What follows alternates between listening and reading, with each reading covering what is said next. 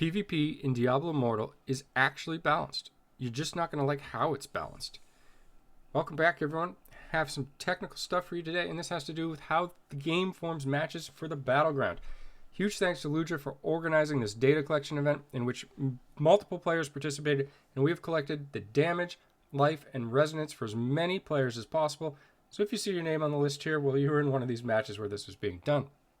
However, the short of this information, to get right to the point, is that it is your damage and life which appears to make up the matchmaker, and it is the total damage and life for your team compared to the damage and life of the other team. There's tends to be around a 2 to 4% advantage for one team, and that team gets placed on attack. So the resonance, of course, that affects your damage and life. However, we don't know at this point if removing gems or anything to that effect will actually affect that. There are also some things that are not taken into account when these matches are made, which is why it isn't really truly balanced. However, just want to show you for some context, we do certainly have some data. This is just the first page and another page and another page, and we've even started another page, which we'll continue on as I mentioned. So we've gone through, we're going to continue collecting data, but we're pretty sure we've got at least a good start of where we should be heading with this and how it's going to work. We'll most likely experiment with things like changing gems, which is something I actually do as a player myself anyways on certain classes. So in the past, it seems as if you get locked or stuck at a certain PvP CR once you reach it, as if the game permanently tracks whatever the highest PvP CR you've ever had is and uses a snapshot of that to make your matches. If you exceed that, it will then keep you at that new rating level. So I don't think this can be taken advantage of at first glance, but time will tell. So why is this system flawed? Well, for a lot of reasons. It doesn't take secondary stats into consideration. So one player said they have 5,000 resonance. Another player on the other team could also have 5,000 resonance, but they could have 3,000 in secondary stats. This is going to be a huge advantage for players at that level.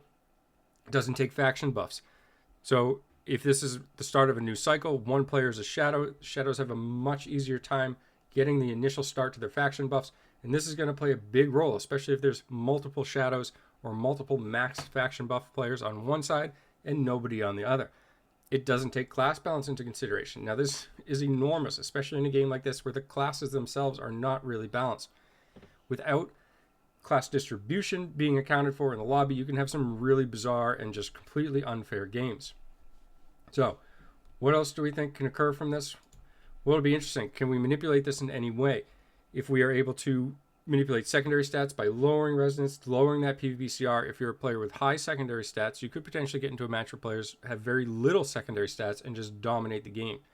You could use your faction buffs to your advantage, which is something that's been going on for a while. There's players that wait until they're max faction buff or near max faction buff before they even start queuing. And that's fine. That's a choice that players have as well. Most players like to queue over the period of a time and spread the games out, but there are definitely some players that do all their games in just a couple of days. So, third factor here, does class balance really matter? Well, if you can take advantage of manipulating your PvP CR, I actually think class balance has the least influence, because the class balance is really a bigger or more prevalent issue the higher the resonance is.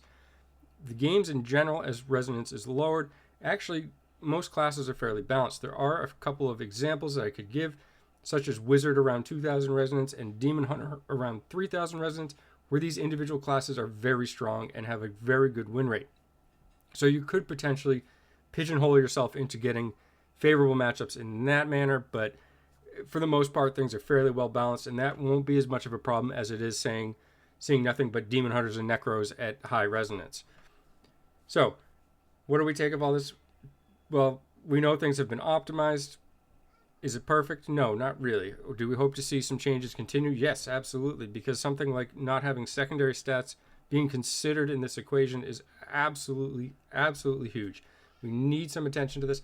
Hopefully, this will get adjusted over time, but we'll see. Thanks for taking the time to watch, and have a great day.